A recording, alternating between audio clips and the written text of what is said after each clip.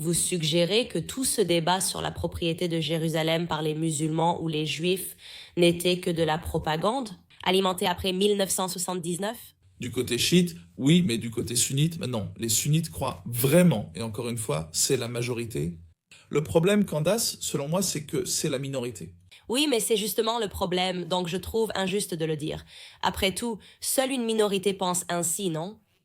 Si nous reconnaissons que la majorité des personnes qui suivent l'islam croient en ce genre d'interprétation violente, en cette interprétation antisémite, n'est-ce pas? Comment pouvons-nous permettre que cela imprègne la civilisation occidentale et continuer à l'appeler la religion de la paix? Wow. Candace Owens a été absolument stupéfaite par cet imam. Regardez. Vous ne pouvez pas dissocier l'islam du judaïsme. Le judaïsme en est la fondation. La Kaaba, vous savez, ce cube noir vers lequel les musulmans prient à la Mecque et autour duquel ils tournent, a été construite par Abraham. N'est-ce pas? Abraham est un prophète juif. Alors, d'où cela vient-il? Je suppose que ce que j'essaie de demander, c'est qu'il serait juste de dire qu'il y a de l'hostilité entre les musulmans et les juifs. Est-ce une affirmation juste à faire? Il y a la guerre, c'est pas seulement de l'hostilité. Oui, d'accord. Je vais écouter attentivement pour éviter de m'embarrasser. Alors, d'où cela vient-il?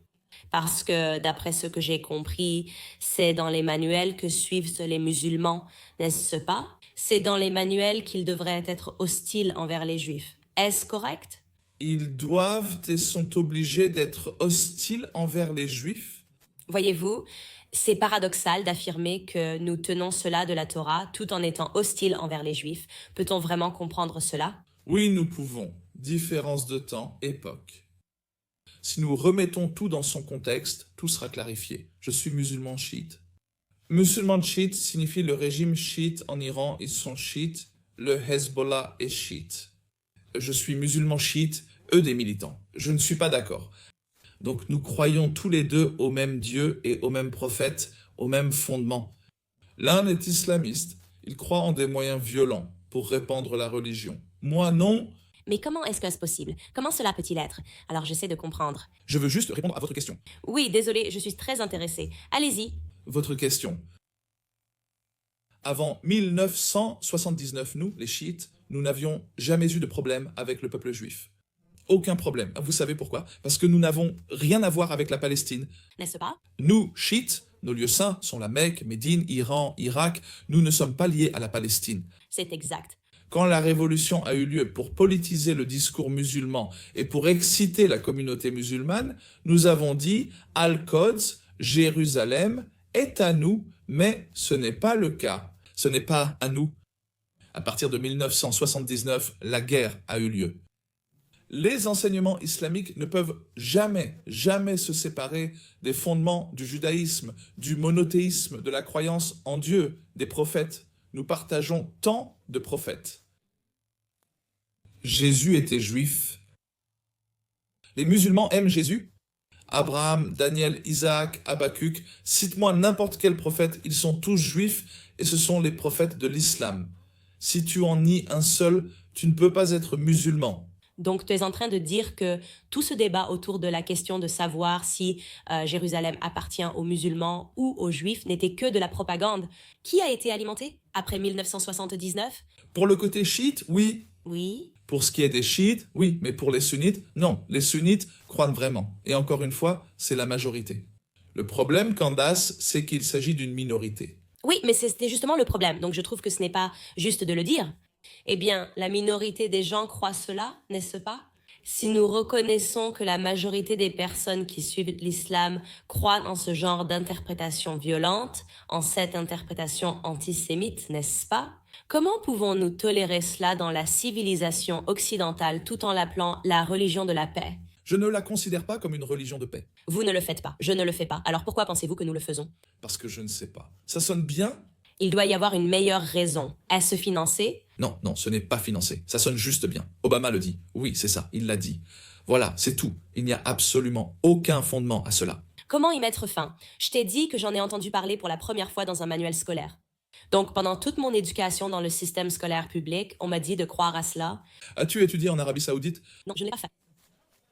Non, je ne l'ai pas fait.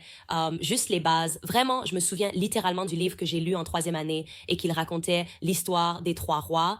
Je veux dire, c'était essentiellement juste une introduction douce à différentes religions. On fêtait tous Noël et Hanouka pour nous faire découvrir les différentes religions de la classe. Très innocent, non? Mais ce qui m'étonne, c'est que tout ce que tu dis est nouveau pour moi, tu vois? Donc, si tu demandes à l'Américain moyen, est-ce que tu sais ça sur le Coran? Est-ce que tu sais ça sur les hadiths? Est-ce que je prononce bien hadith? Elle l'ignore. Nous sommes largement ignorants. Et pourtant, dès qu'il se passe quelque chose d'extrémiste ou de radical, la première chose que tout le monde dit, c'est que c'est une religion de paix. Il y a une certaine tristesse différente de celle et de la sympathie réservées aux chrétiens. Non, non. Non, non, non, non, ce n'est pas du tout comparable. En grande partie à cause de la gauche et de leur programme. Quel est leur programme? Leur programme, c'est le pouvoir, c'est ça. Ils ne se soucient d'aucun être humain, d'aucune vie. Yo, j'ai publié dans mon livre une photo de mon oncle qui a été tué, brûlé vif par Daesh. Pourquoi? Parce que... Oh, j'ai dit waouh. Non, et pourquoi? Parce que la gauche a financé Daesh, ils l'ont fait et ils l'ont toujours fait. Le mouvement mondial des gauchistes, l'élite de la gauche, pas seulement Hillary et Obama. L'élite de la gauche a toujours soutenu les rebelles pour renverser les gouvernements et installer leur propre mouvement socialiste mondialiste. C'est vrai, c'est totalement vrai. Ils veulent le pouvoir. Et chaque fois qu'il se passe quelque chose, la gauche et les extrémistes, et nous devons parler de leur unité, la gauche et les extrémistes s'unissent pour faire tomber des personnalités. Tu t'inquiètes pour ta sécurité, bien sûr, je m'inquiète. Tu t'inquiètes pour ta sécurité. J'ai une cicatrice ici, regarde, une cicatrice à cause de toutes les agressions. J'ai écrit un livre sur mes épreuves, ma maison a été perquisitionnée, ma voiture vandalisée à la machette, j'ai été frappé au visage. Il te suffit de chercher Tawhidi attaqué sur Google. Ils affirment « L'islam ne pourra jamais être réformé, mais certains musulmans le peuvent. » L'islam, en tant que religion, ne peut pas l'être parce que, très logiquement, la religion, selon les musulmans, est la parole de Dieu. Elle vient de Dieu.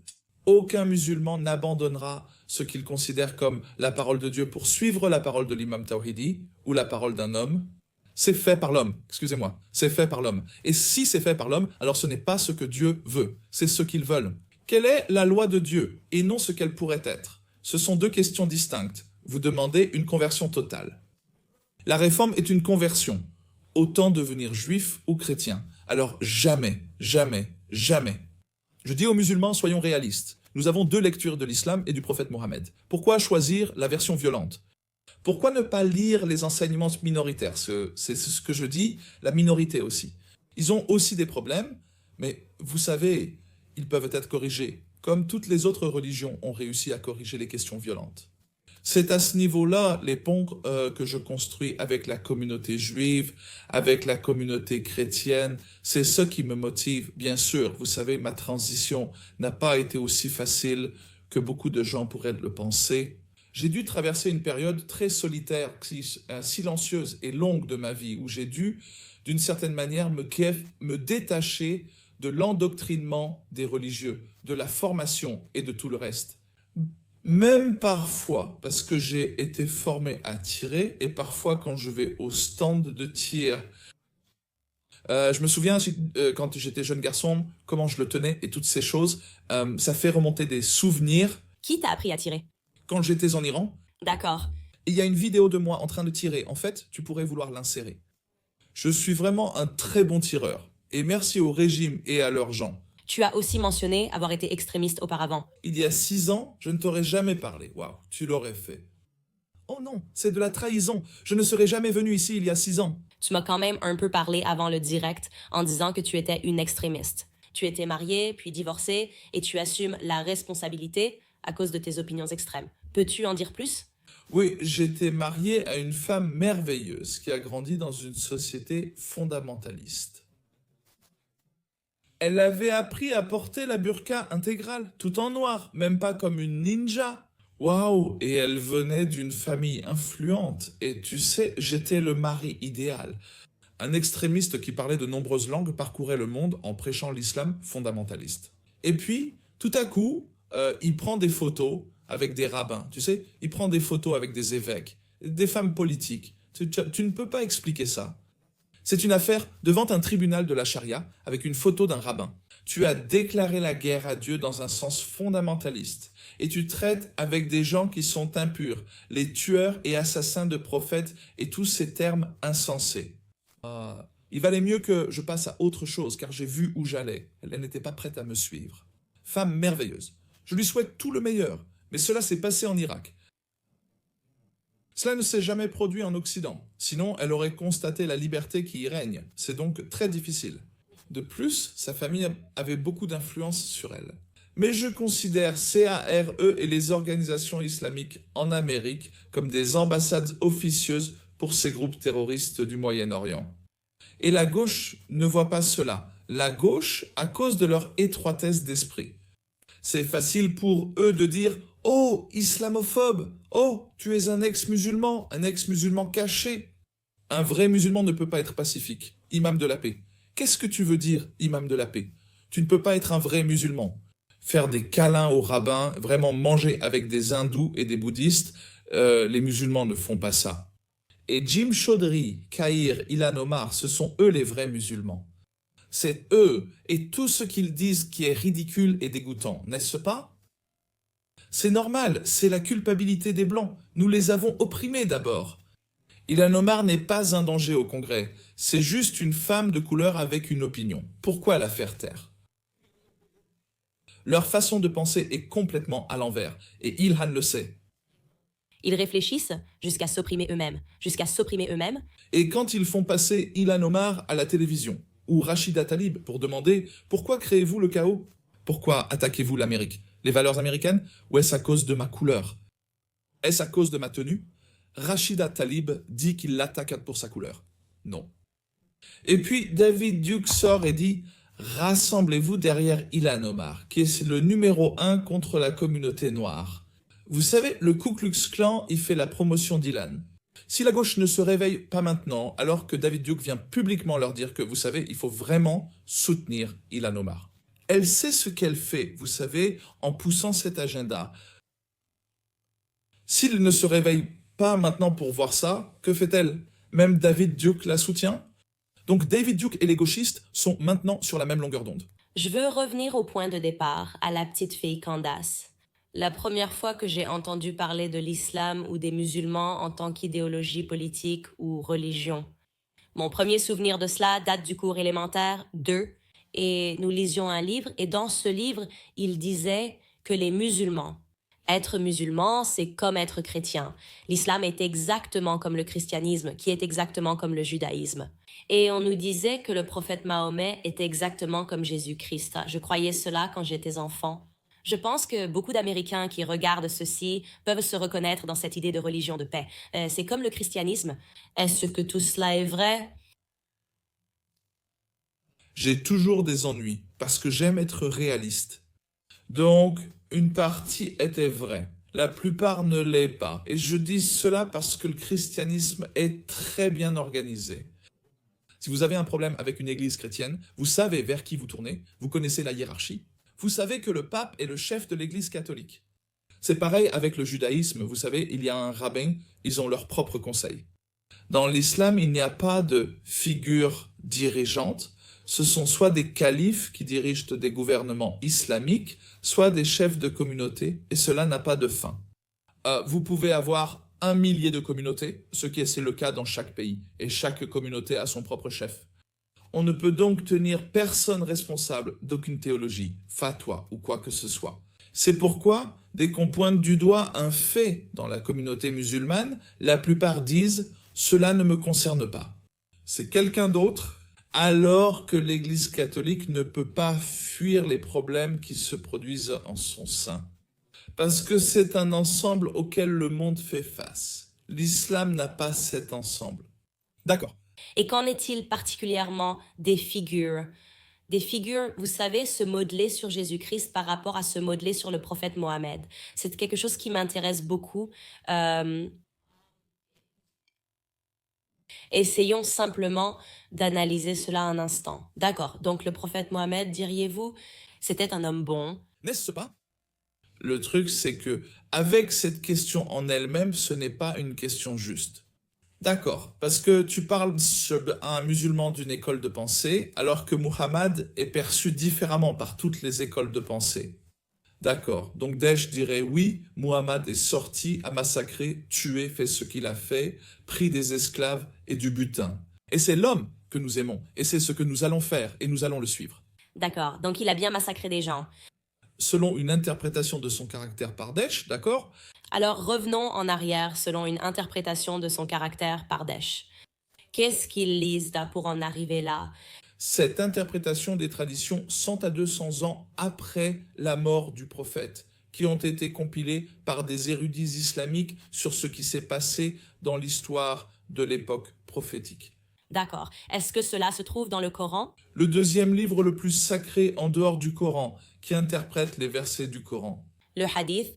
Le hadith. Hadith? Pardon, d'accord. Donc les hommes interprètent le Coran et cela devient sacré parce que c'est promu par les gouvernements. Donc tu sais, il ne faut pas parler de ce livre. Il est mis sur l'étagère, juste à côté du Coran, le Bukhari, et il influence toutes les autres confessions islamiques, y compris l'école de pensée chiite à laquelle j'appartiens, et Daesh par exemple. Vient dire que Muhammad était ainsi et nous le suivrons, lui et ses califes, pas seulement Muhammad. Si les califes sont ainsi après avoir vécu avec lui, c'est sûrement ainsi qu'il était. Mais encore une fois, dans mon livre, je dois aussi être équilibré.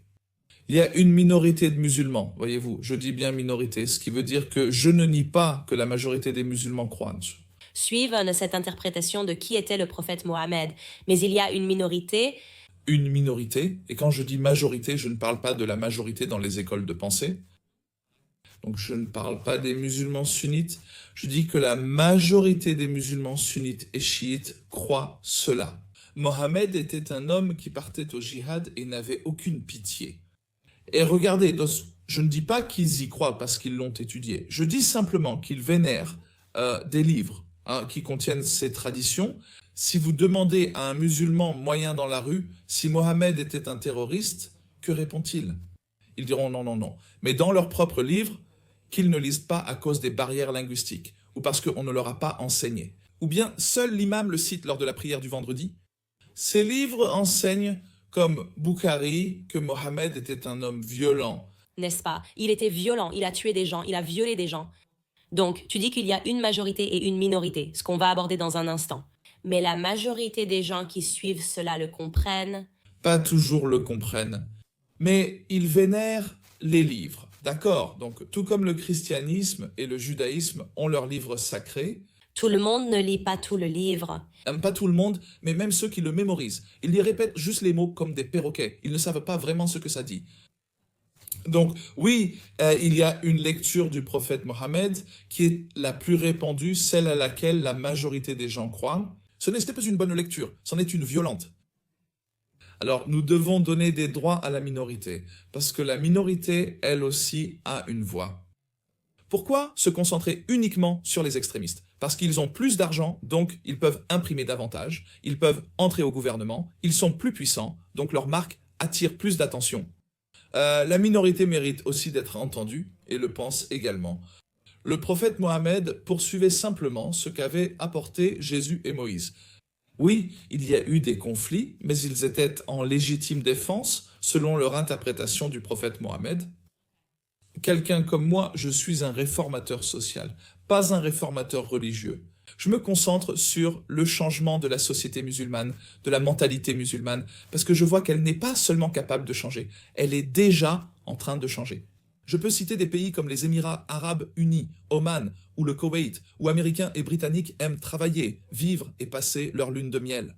C'est un pays musulman où l'on construit synagogues, temples et églises. Une société musulmane peut évoluer, mais la religion musulmane reste inchangée.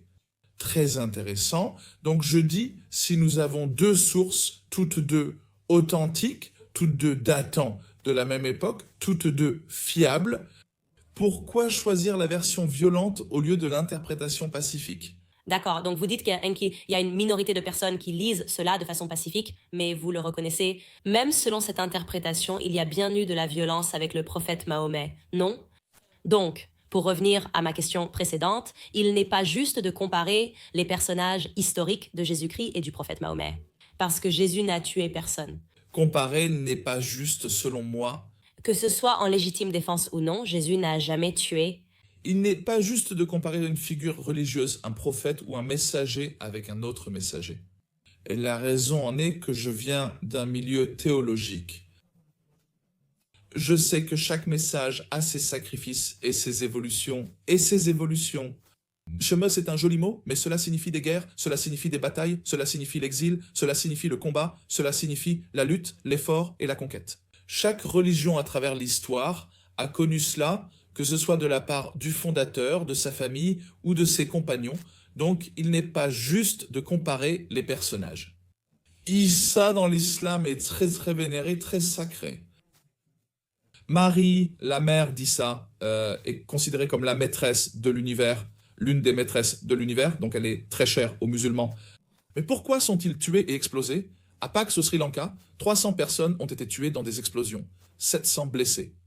Donc il y a des contradictions avec les textes et leur application au sein du droit individuel musulman. Mais ce n'est pas le cas. Et je pense que la raison pour laquelle je dis cela, c'est parce que tout au long de notre système éducatif, ces personnages sont toujours comparés. Et je ne suis pas sûre que ce soit juste, n'est-ce pas? Donc, ce qu'ils disent aux chrétiens, c'est, vous savez, si vous ne considérez pas le prophète Mohammed comme vous considérez Jésus-Christ, c'est parce que vous êtes islamophobe. Et cela me paraît vraiment étrange, quand factuellement, nous avons deux personnes complètement différentes, l'une qui est, il faut l'admettre, violente, sous n'importe quelle interprétation de l'islam. Il faut reconnaître qu'il y a eu de la violence. Non, n'importe quel. Eh bien, La plupart, ça dit une fois. Dans la communauté minoritaire, donc ils reconnaissent qu'il y a eu de la violence, mais ils considèrent cette violence comme défensive. Est-ce correct? non, il y a une grande différence entre des combats et la violence. Les combats et la guerre dans la péninsule arabique sont complètement différents du terrorisme. Ne mélangeons pas ces choses-là. D'accord, donc d'accord. J'ai un problème avec le terrorisme, je n'ai pas de problème. Quand je lis l'histoire et que je vois qu'il y a deux tribus qui sont toutes les deux fortes et puissantes, qui veulent régler ça par la violence. Donc je n'aime pas du tout la guerre, je n'aime pas la violence. Mais quand je lis l'histoire d'il y a 1400 ans et que deux tribus voulaient se battre, elles le voulaient toutes les deux. Donc il y a eu des négociations, ils sont venus, ils ont formé deux alliances, puis ils ont discuté et il n'y avait pas de retour en arrière. Et tu sais comment? Ils se parlent toujours. Et dans les lois de la guerre, surtout chez les Arabes, ils se présentent au chef de chaque camp et ils se parlent entre eux. Vas-tu déposer tes armes et repartir? Je pense qu'il y a une nette différence entre le terrorisme qui tue des millions d'innocents sans défense ni volonté de combattre et un véritable combat où deux personnes s'affrontent. Je suis vraiment d'accord avec cette affirmation. Mais encore une fois, je ne nie pas qu'il y a eu des massacres, même au sein de la minorité. La lecture, je ne le nie pas et je le condamne. Mais au final, j'ai une lecture qui compte 10 massacres. Et cela dit que cela s'est produit dans l'histoire, que cela faisait partie du développement de la religion, que c'est déjà développé et que cela s'est produit dans l'histoire. Et cela ne veut pas dire que tu dois sortir maintenant et le faire, n'est-ce pas? La majorité, comme Bukhari et ainsi de suite, ils ne mettent pas de limite à leur djihad, ils ne mettent pas de limite à leur lutte contre les mécréants et à la diffusion de la parole d'Allah. Je crois que la race humaine se dirige vers une époque où les gens doivent vraiment s'unir contre les musulmans extrémistes. La gauche a toujours joué un grand rôle dans le terrorisme au Moyen-Orient, en sponsorisant les guerres et en soutenant les rebelles. Je pense que s'ils se disent aussi que, au lieu de faire ce que la gauche veut que nous fassions, ce que l'élite de gauche attend de nous que nous disions et comment nous votions. Nous devons aussi nous opposer aux extrémistes et nous unir avec l'humanité, juifs, chrétiens, athées, bouddhistes, peu importe, pour faire face à la menace qui nuit à nos sociétés occidentales. Candace, je te remercie beaucoup de m'avoir invité sur Isha. Donc, comme vous l'avez vu dans cette vidéo, l'imam et elle sont en bons termes. Ceci est encore une ancienne vidéo de Candace Owens lorsqu'elle était à l'université Prager Et il lui explique comment Jérusalem n'a jamais été une terre musulmane, comment Israël appartient en réalité au peuple juif, et tout musulman ou islamiste qui essaye de prétendre le contraire ne fait que répéter ce récit créé par le monde musulman. Les Palestiniens seraient présentés comme les habitants ancestraux de cette terre, et les Occidentaux l'acceptent sans cesse. Quoi qu'il soit arrivé à Candace Owens, vous pouvez clairement le voir dans cette vidéo. Elle était autrefois du côté pro-Israël, elle était fermement du côté pro-Israël.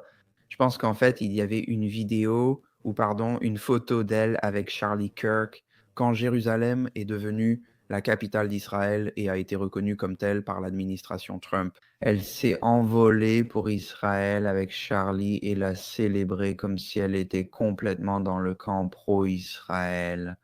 Et puis quelque chose a basculé en 2023 tard. Vous savez, juste après le 7 octobre, tout a changé. Et vous savez, une partie de cela, c'est qu'elle a quitté Daily Wire. Une autre partie, c'est qu'elle s'est disputée avec le rabbin Shmuley Boteach. Mais aussi, en partie, je pense, c'est qu'elle s'est convertie au catholicisme. Ça pourrait en faire partie. Il y a aussi d'autres facteurs. Moi, je veux dire, évidemment, il y a un facteur financier. Elle est aussi en quelque sorte de gauche. Si tu regardes son histoire, à l'origine, elle était de gauche. De nombreuses personnes ont proposé diverses idées et théories à ce sujet.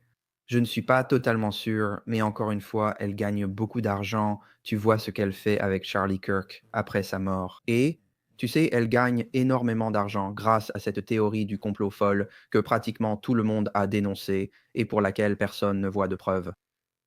Les gens ont inventé d'innombrables théories sur ce qui a poussé Candace Owens à changer de camp. Pourquoi elle est passée de complètement pro-Israël à totalement anti-Israël, où chaque complot serait lié à Israël, si bien que, quelques jours après la mort de Charlie, elle accuse Israël. Depuis, elle a laissé tomber cette théorie. Mais la réalité, c'est que, sans aucune preuve, elle a automatiquement supposé qu'Israël était impliqué. C'est fou de voir comment on peut passer de quelqu'un de presque normal, tu vois, qui a un certain sens, à complètement complotiste. Les extrémistes anti-Israël sont vraiment effrayants. Comment quelqu'un peut changer aussi vite en quelques années, en quelques mois, changer d'avis comme ça. Tu as vu le même changement avec Tucker Carlson.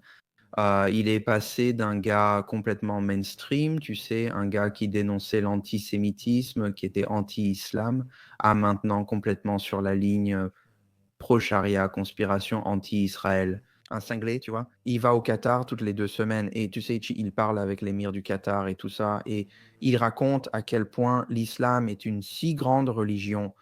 C'est vraiment choquant. Alors, dites-moi ce que vous en pensez dans les commentaires ci-dessous. C'est un super extrait d'elle à l'époque où elle était pro-Israël. Mais dites-moi ce que vous en pensez. Comment ou pourquoi elle a changé de camp pour devenir anti-Israël?